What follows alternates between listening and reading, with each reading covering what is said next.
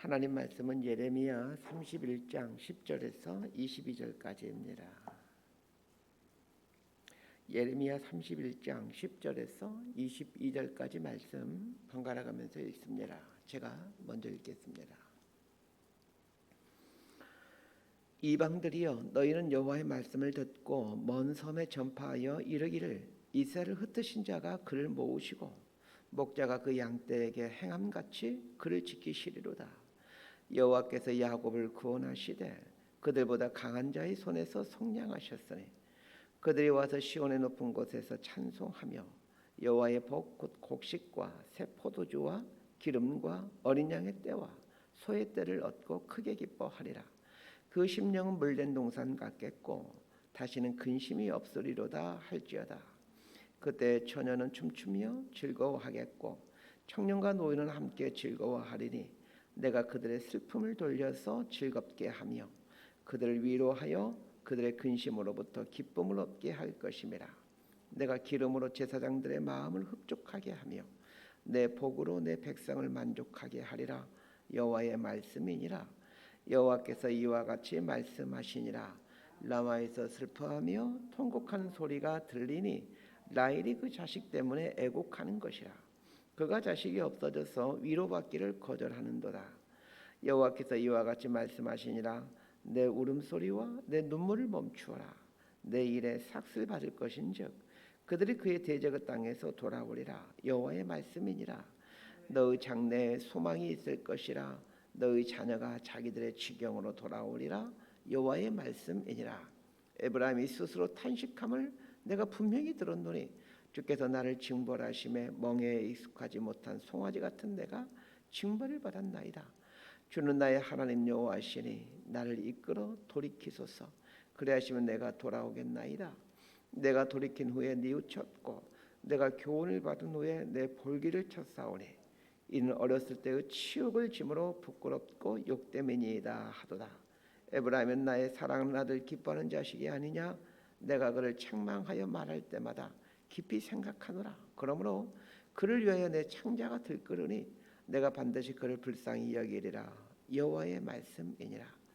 처녀 이스라엘아, 너의 이정표를 세우며 너의 편말을 만들고 큰 길 곧 내가 전에 가던 길을 마음에 두라.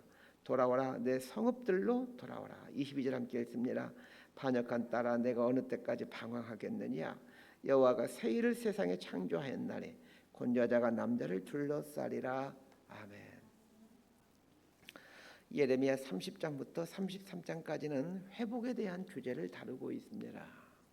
예레미야서의 주된 내용이 심판인데 유독 이 부분에서는 이제 회복에 대한 이야기를 하고 있습니다. 이걸 통해 알 수 있는 게 있습니다. 하나님의 최종 목적은 심판이 아니라 회복이고 구원이라는 것입니다. 우리가 심판과 징벌이라고 여겨지는 상황에 처해 있을 때 하나님의 최종 목적은 구원이고 회복이구나 라는 걸 기억하고 하나님이 이루어 가실 구원과 회복을 소망하면서 어려움들을 이겨내셔야 됩니다. 예레미야 30장이 남유다의 회복에 대한 이야기라면 예레미야 31장 1절에서 22절까지는 북이스라엘의 회복을 다루고 있습니다. 이 부분을 이해하기 위해서는 예레미야 시대에 북이스라엘의 처한 상황이 어떤 상황이었는지를 알아야 이 북이스라엘을 향한 회복과 구원이 어떤 의미인지를 쉽게 알게 됩니다. 예레미야는 남유다가 멸망하기 직전에 활동했던 선지자입니다. 연도로 따지면 BC 한 600년경부터 580여 년대까지가 예레미야의 활동 시기입니다.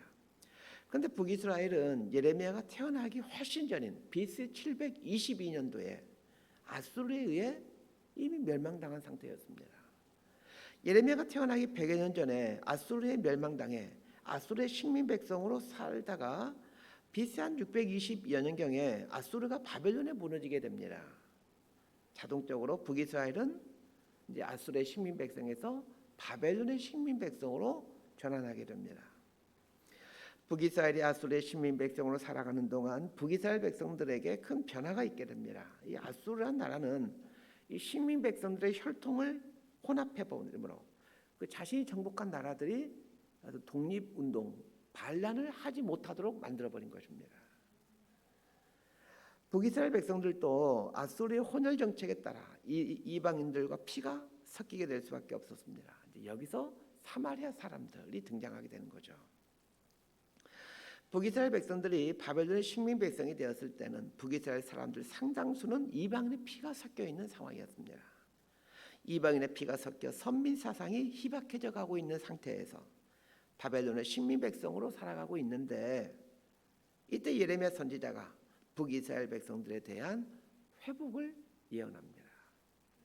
그것이 예레미야 31장 1절부터 22절까지의 내용입니다. 그렇다면 이 북이스라엘 백성들 입장에서 보면 나라가 망한 지 150년이 넘은 때였기에 회복에 대한 가능성이 전혀 없을 때 이 예레미야가 북이스라엘에 대한 회복에 대한 말씀을 했구나라는 것을 이제 알게 됩니다.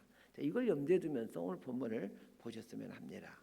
자, 10절에서 14절까지 말씀 함께 봅니다. 시작. 이방들이여, 너희는 여호와의 말씀을 듣고 먼 섬에 전파하여 이르기를 이스라엘 흩으신 자가 그를 모으시고 목자가 그 양떼에게 행함같이 그를 지키시리로다. 여호와께서 야곱을 구원하시되 그들보다 강한 자의 손에서 속량하셨으니 그들이 와서 시온의 높은 곳에서 찬송하며 여호와의 벚꽃 곡식과 새 포도주와 기름과 어린 양의 떼와 소의 떼를 얻고 크게 기뻐하리라. 그 심령은 물된 동산 같겠고 다시는 근심이 없으리로다 할지어다. 그때 처녀는 춤추며 즐거워하겠고 청년과 노인은 함께 즐거워하리니 내가 그들의 슬픔을 돌려서 즐겁게 하며 그들을 위로하여 그들의 근심으로부터 기쁨을 얻게 할 것임이라. 내가 기름으로 제사장들의 마음을 흡족하게 하며 내 복으로 내 백성을 만족하게 하리라. 여호와의 말씀이니라. 10절을 보면 이방들이여, 이 말로 시작하고 있죠. 이 북이스라엘이 회복된다는 소식을 말하면서 이제 이방들이여 이렇게 부르는 것은 이제 이방인들이 이 북이스라엘이 회복된다라는 소식을 이제 전하도록 한다라는 얘기입니다. 서두에서 지금 북이스라엘이 어떤 상황에 있는지를 말씀드렸습니다. 북이스라엘은 아수르의 식민 생활하다가 아수르가 바벨론에게 무너지게 되자 바벨론의 식민 통치를 받고 있습니다. 바벨론에서 식민 생활하는 사람들 중에는 수많은 이방인들이 있습니다. 바벨론에 점령한 나라들이 많이 있었기 때문입니다. 오늘 본문 10절은 바벨론에서 식민 생활하고 있는 수많은 이방인들에게 이 북이스라엘이 회복될 것을 전하라라고 말씀하고 있습니다. 이방인들이 북이스라엘의 회복을 전하면서 그들이 무엇을 깨닫겠습니까? 그들 역시 이 북이스라엘 역사를 잘 알고 있죠. BC 722년도에 아수르에 멸망당하여 다 민족이 다 흩어지게 되고 또 이방인의 피가 섞이게 되고 그러다가 또 바벨론의 식민 백성이 되는 이 비참한 생활을 하고 있다는 것을 이방인들도 잘 알고 있습니다. 그런데 이런 비참한 생활을 하고 있는 북이스라엘이 그 하나님의 위대하심을 통해서 하나님의 일하심을 통해서 회복된다는 것을 보게 되는 것이죠. 이걸 보면서 이방인들 역시 이스라엘의 하나님께 영광을 돌리지 않을 수가 없었을 것입니다. 정말 이스라엘 하나님은 이런 하나님이시구나, 이렇게 하나님을 찬양하고 영광을 올리게 됩니다. 그런데 10절 하반절에 보면 이스라엘 흩으신 자가 그를 모으시고 이렇게 말하고 있습니다. 다 질문 드립니다. 이스라엘 흩으신 자가 누구입니까? 하나님입니다.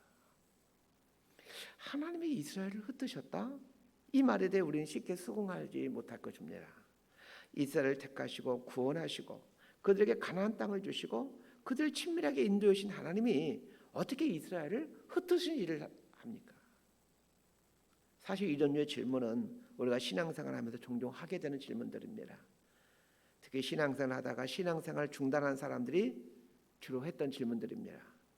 하나님이 나를 사랑하신다면서 왜 나에게 이런 어려움과 고난을 주시는가? 라는 질문들입니다. 이 질문 앞에서 적지 않은 사람들이 맞아, 하나님은 나를 사랑하지 않으셨어, 하나님은 나를 택하지 않으셨어, 이런 결론을 내리거나 혹은 하나님이 계시질 않아, 이런 결론을 내리고 하나님을 떠나버리죠. 자, 그런데 하나님께서 왜 당신이 택하신 그 이스라엘 백성들을 흩으시겠습니까? 그들의 죄에 대한 심판으로 그들을 흩으십니다. 그러나 하나님은 영원토록 이스라엘 백성들을 흩으시는 것이 아니지요. 하나님의 최종 목적은 구원이고 회복입니다. 다만 하나님은 당신의 백성들의 죄악에 대해 어떤 모양으로든지 그 죄를 제거하셔야만 합니다. 하나님의 속성상, 공의의 하나님이시기에 하나님의 속성상 죄가 있는 것을 내버려 두실 수가 없습니다. 하나님은 죄와 동행하실 수가 없습니다. 그래서 그 죄의 문제를 해결해야만 하는 분이 하나님이십니다. 그 죄를 제거하는 방법 중에 하나가 죄에 대한 마땅한 대가를 지불하는 것, 즉 형벌. 우리는 통상 고난이라고 부르는 것들입니다. 그래서 고난이나 어떤 징계 가운데 우리가 있다라고 생각되어질 때 이렇게 생각하셔야 됩니다. 내 죄가 제거되어가는 과정이구나. 하나님은 이스라엘을 흩으시기도 하시고 모으시기도 하시는 분이십니다. 흩으심을 통해서 충분히 죄에 대한 마땅한 형벌을 받았다라고 판단하시면 반드시 모아가심으로 회복시켜 가시는 분이 하나님이십니다. 왜냐하면 하나님의 또 다른 속성이 사랑이시기 때문에 그렇습니다. 자, 하나님께서 회복시켜 가시는 모습이 어떤 모습인지 한번 보십시다. 12절에 보면 그들이 와서 시온의 높은 곳에서 찬송하며 여호와의 벚꽃 곡식과 새 포도주와 기름과 어린 양의 떼와 소의 떼를 얻고 크게 기뻐하리라 이렇게 말하고 있습니다. 하나님께서 이스라엘을 회복시키시는데 시온 즉 이스라엘 땅으로 돌아오게 하신다 이렇게 말하고 있습니다. 포로로 잡혀 이스라엘 땅을 떠난 지 200여 년이 다 되어갔는데 다시 이스라엘 땅을 밟도록 해주십니다. 수십 년밖에 살지 못하는 인간에게 200년이 지나서 회복시켜 준다라면 그게 무슨 의미가 있는